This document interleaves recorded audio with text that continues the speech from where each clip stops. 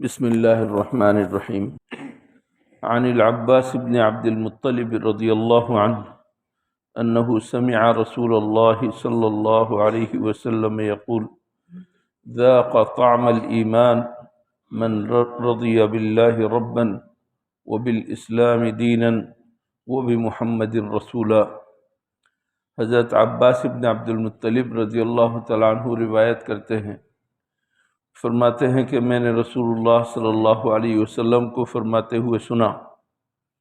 آپ نے فرمایا، اس شخص نے ایمان کا مزہ چکھ لیا جو اس بات پر راضی ہوا کہ اللہ میرا رب ہے، اس بات پر راضی ہوا کہ اسلام میرا دین ہے، اور اس بات پر راضی ہوا کہ رسول اللہ صلی اللہ علیہ وسلم میرے رسول ہیں۔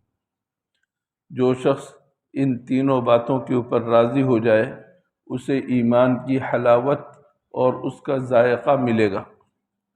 حقیقت یہی ہے، اللہ جل شانہ نے ہمیں پیدا کیا اور سب کو پیدا کیا، لیکن ہر ایک کو اللہ تعالیٰ نے اپنی معرفت نہیں دی۔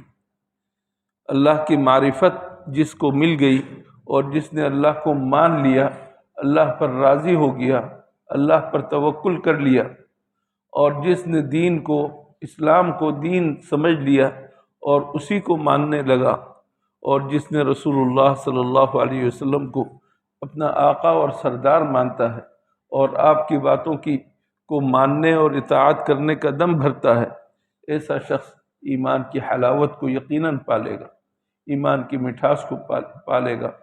اس شخص کے اندر کوئی ایمان نہیں جو اللہ کو نہ مانے، جو اللہ کے رسول کو نہ مانے اور جو دین کو نہ مانے۔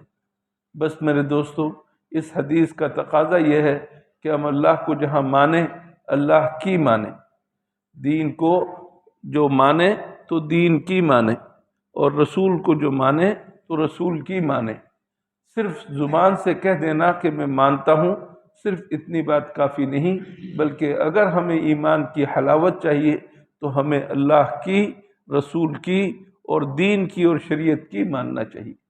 اللہ تعالی ہم سب کو ماننے کی توفیق عطا فرمائے۔